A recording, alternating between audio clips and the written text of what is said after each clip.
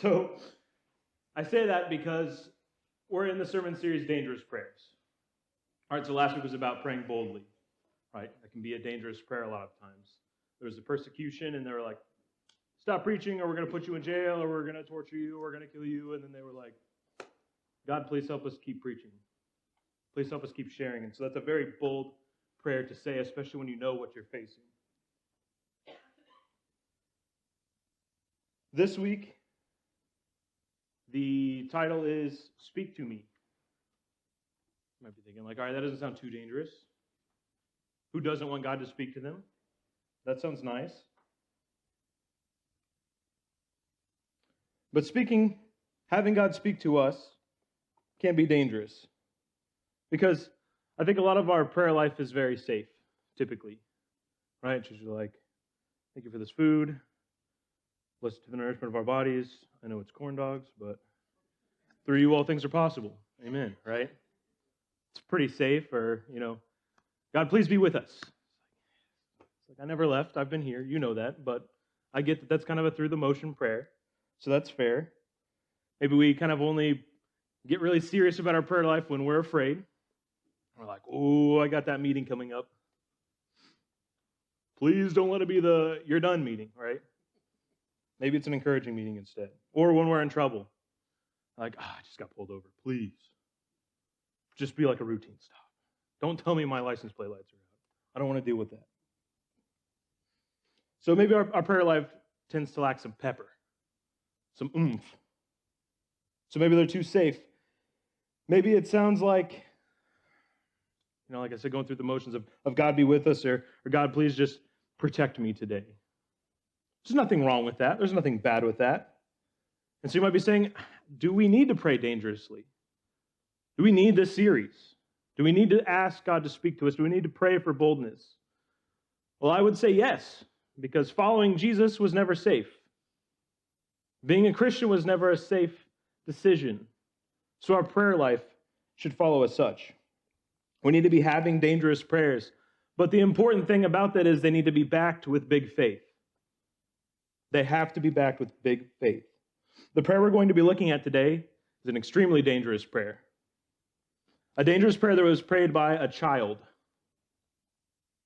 We're going to be in the Old Testament, in 1 Samuel chapter 3, for those of you who want to follow along.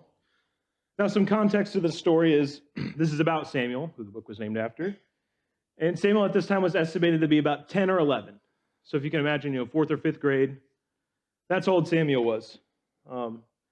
Andrea and I have a 10-year-old at home who's going to be 11 soon, and honestly, putting her in this scenario is mind-boggling to me. So it is very impressive. So Samuel worked for a priest in the temple called Eli, right? The priest was named Eli. He was the head of the temple. But there were some issues.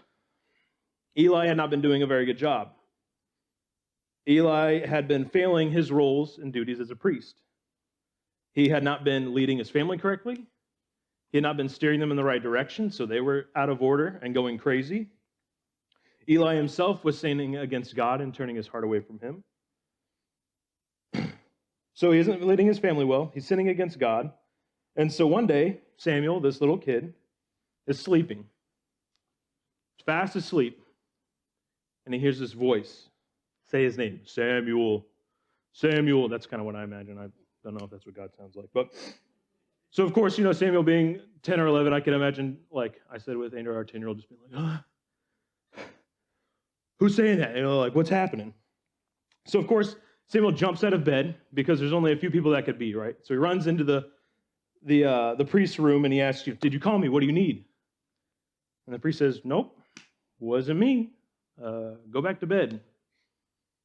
Weirdo. Get out of here. I'm trying to sleep. So little Samuel goes back to bed, falls back asleep, and again he hears, Samuel, Samuel. Samuel again gets up and runs into the priest's room. He's like, what do you need? Why did you call me? The priest was like, nope, was not me. I did not say your name. I'm trying to go to bed. Leave me alone. And so at this point, I feel like if I was Samuel, I'd be like, this dude's messing with me. Like, surely he's been saying my name this whole time, but whatever, I'll go back to bed. So the third time, he hears, Samuel, Samuel, and he jumps up and runs into the priest's room. He's like, what do you need? What do you say my name for? The priest finally starts to connect. He's like, oh, I bet that's God, because I'm not doing it. And if he's doing it this much, it's got to be something else. So the priest goes to Samuel and he says to him, if you hear your name again, I want you to stop. It's important to stop. And I want you to tell God that you want to hear from him. Tell him you are his servant and you are listening. So in 1 Samuel 3:10, it says, then the Lord came and stood and he called as he did the other times. Samuel, Samuel. And Samuel said, speak, for your servant is listening. That's an amazing and dangerous prayer, because God did speak to him. But what God said to him is not an easy or fun message. So before we get into what he said to Samuel, I want to ask you, think about it. How many times through the Bible has God come to someone and said, hey, I got something for you to do. I got a task. How many times was the task fun or easy? Think about it. I'll give you a little time. As much time as you need, because I already know the answer. It's 0. A big 0, a big goose egg. Not a once. Some of the stories that stuck out, I was double checking this because, I just assume it's no, but you want to be sure. That stand out is Noah, right? God came to Noah. He's like, hey, you need to build an ark. I'm sure Noah was like, what's an ark? Right? It's a 150-yard giant boat. Noah was like, okay, I've actually been working on one. I'll have it ready in a week. Like, that was easy. Cool. No. I'm sure Noah was ridiculed by his family, by his friends, by everybody around him. That's not easy. At what point are you building this giant boat and thinking, maybe I misheard? This is a lot. And there's no ocean around me. We sure this flood's going to happen? That can't be easy. How about Jonah? Right? Go preach to those people. Yes, I know they're the most vile, dangerous, horrible people, and they've done unspeakable things to people you know personally, but go preach to them. Right? We see how it turns out when he was like, no. It could have been a little easier. That was a hard path. How about Mary? Mary was not very old. And God's just like, hey, you're going to bear the child who is going to grow up and change the world. That's some pressure. It's already enough pressure to be like, I just need to protect this kid. I want him to grow up and be a good person. But no, it's like, this kid is going to change the world. Have fun with that. I know you're technically not married yet, so you got to deal with Joseph, you got to deal with the family, you got to deal with the people who are going to be talking. That's not fun or easy, I can imagine. So not once. Every time God would speak and give someone an assignment, it would challenge their faith. If you have the faith to pray that prayer, speak to me, God. I want you to know that it may convict you. His voice may challenge you.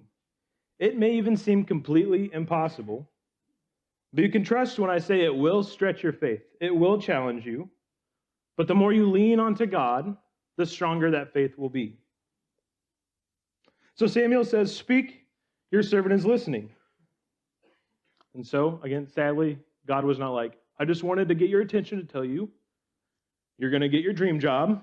You're going to have this amazing 401k. You're going to get this cool sports car. You're going to marry your childhood sweetheart. Everything's going to be perfect.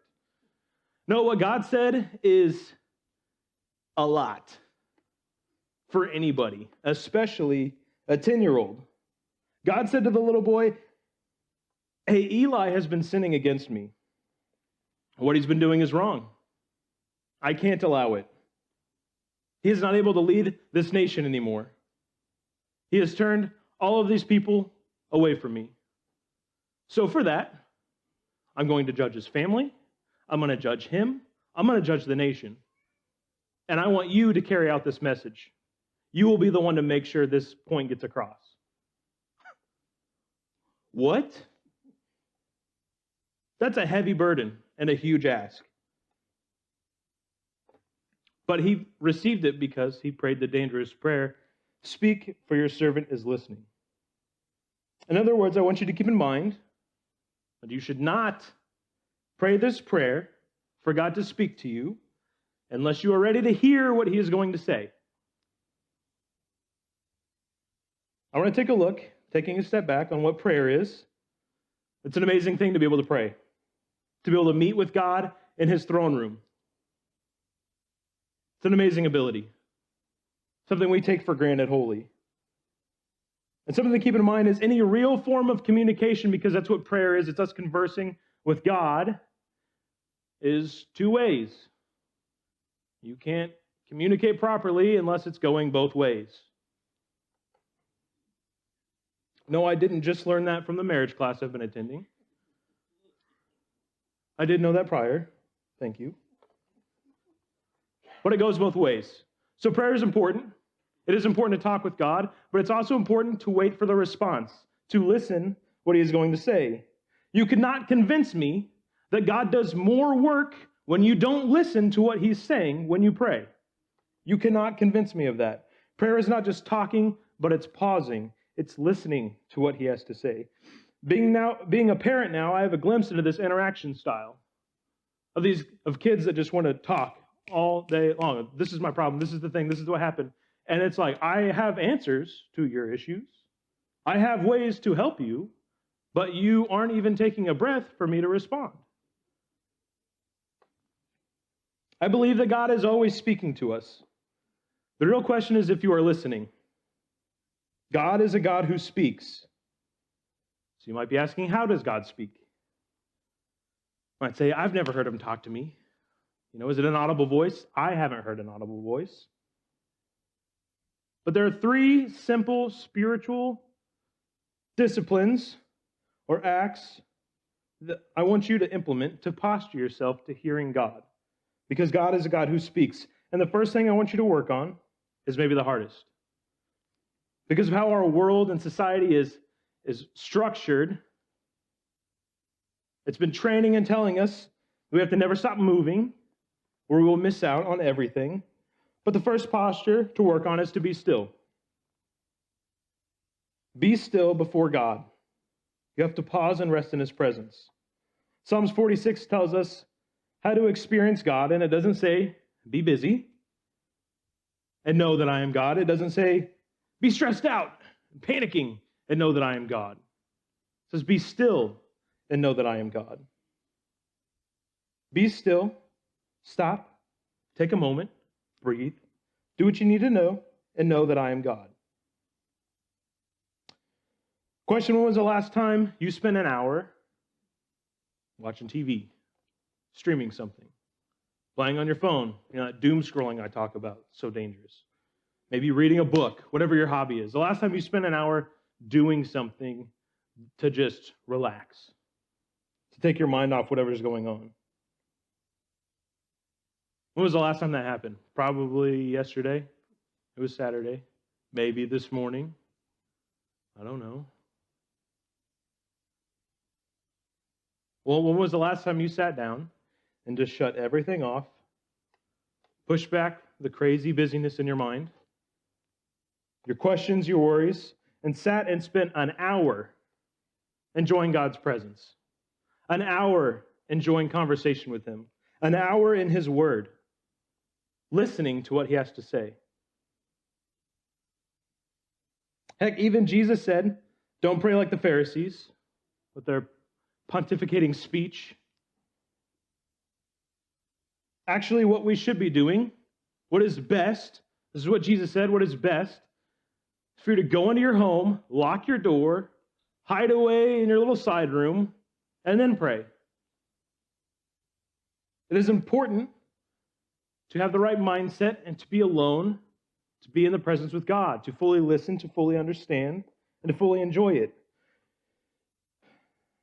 No, you might not hear an audible voice, but you might, just because I haven't, Doesn't mean it won't happen, because God is a God who speaks.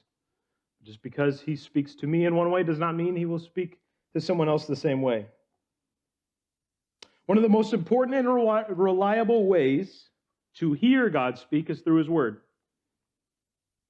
His word is living, it is active, it will speak, it will correct, it will convict, and it will guide you if you let it. So if you're saying you aren't hearing anything at all, I think, I've prayed, I've been reading, I don't hear anything. I'd say you probably aren't spending enough time in the Word. Sure, you might be doing your daily things, which is good, not knocking that at all. But if you're wanting a response, you have to try. God also speaks through people sometimes, which is really cool. And sometimes it's not really cool. Because we don't get to decide who God uses to speak to us. Maybe someone we're maybe not a big fan of. We're like, this is the last person I think who can tell me what I should be doing. Or God would never use that person, come on. Be on the lookout. He could be speaking to you through messages, through song. He also speaks through circumstances. He could be talking through a door opening or closing. I've been there many times, right? You're like, oh, this door looks great. I haven't heard anything about whether that door should be open, but I'm going to try to walk through it, and then poof, slams closed. Okay, I should have paid more attention. Or sometimes you walk through that door, and it was a closed door anyway, and you just went right through. And then looking back, you're like, I should have listened more. That door was closed for a reason. He speaks through opportunity, being in the right place at the right time. I don't believe in coincidences at all. I just don't. I've experienced too many things that were too perfect for the circumstance, too perfect for that person to be there for either me to hear what they have to say or for them to hear what I have to say. He speaks through his Spirit, right? We all have the Holy Spirit living within us. You think you just put it there and it was just like, all right, it's just there. It's there for just being there. No, it is active. It has purpose. As an example, there are sometimes where I have this weird feeling I need to go talk to that person, right? It's a weird sensation. You can't pinpoint what that feeling is or where it's coming from. I don't know what emotion it is. That's the Spirit. That's you trying to be pushed in that direction, pushed to take that step, to be faithful. So the first one is to be still. The second one is to be willing. Be willing to do what is being asked of you. Think about this. What if instead of coming to God with our wish list, asking him to do things the way we think they should be done, we spent time asking him what he wants us to do, what is in his wish list for us?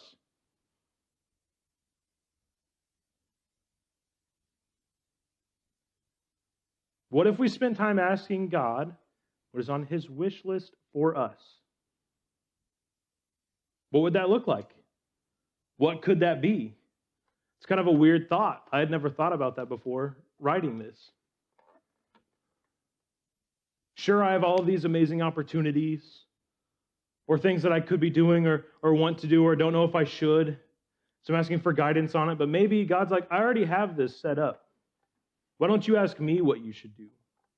Not about this thing, but about this and this and this. What do you want us to do? What are you asking of us? And then being willing to actually follow through with it. Maybe it's asking about specific things that are going on in our lives. Maybe you are struggling in your spiritual life. Maybe it's asking, reveal in me what is causing this. Right? Maybe you've hit this plateau. Like, I don't know what it is, but I just feel like I'm not growing. Ask God to reveal what is in you that is doing that. Maybe there's something holding you back. Maybe there's personal issues that need to be dealt with that you're not even aware of. Or, God, what do I have that can be a blessing to someone?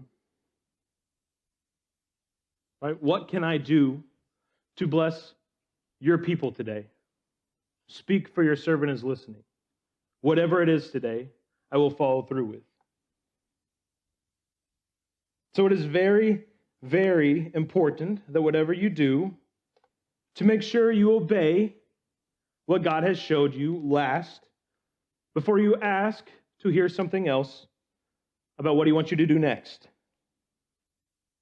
Maybe the reason we feel like we haven't heard anything from God in so long is because he asked us to do something and we didn't do it.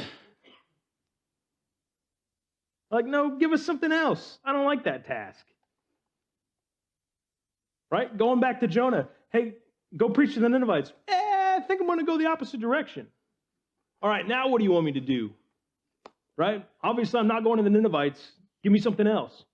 God was like, no, you're going. So ask if there's something you missed, or maybe you know what you missed and you've still just been putting it off. Be willing to do what God has put on your heart. So number 1 was being still. Number 2 is to be willing. And the third posture is we're going to be ready. It is important that when God speaks, you make sure you are ready to do what you need to do.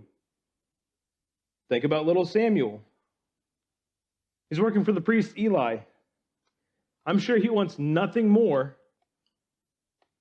than to do his job well, to make Eli happy, to learn and grow from him, to make him proud of him. And God says, hey, no, you're going to call him out. You're going to really drastically wake him up, and it's going to be bad. I know you wanted him to be proud of you, but I got other plans. Right? Judgment is coming, and he needs this to turn back to me. So when you pray, speak, Lord, for your servant is listening. It is not a safe prayer. It will never be a safe prayer. Prayer wasn't necessarily supposed to be to begin with. Remember that no assignment in the Bible was safe or easy to be fulfilled. So as I wrap up and end with this, I just want to say that it might not be dangerous in the sense of Noah having to build an ark and being laughed at.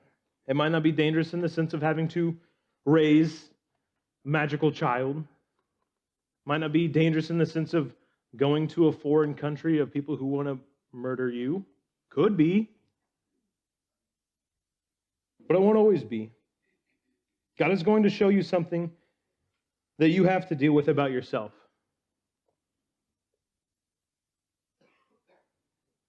He's going to show you what you need to change.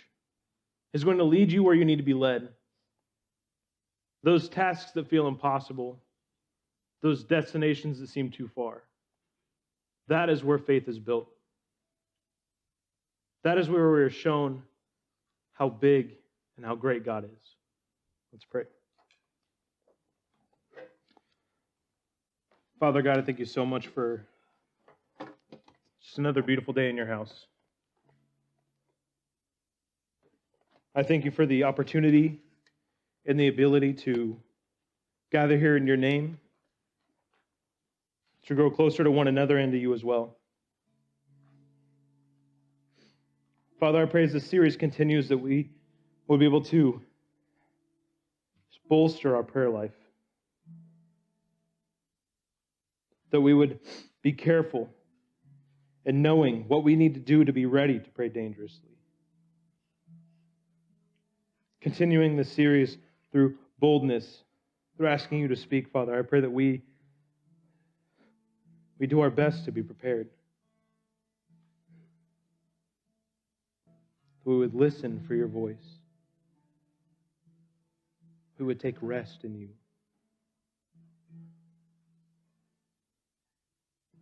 I thank you so much for prayer. You're such an amazing God. Thank you so much for your love, your patience with us. I pray that throughout this week we would focus more on where you're leading us. It's your name I pray.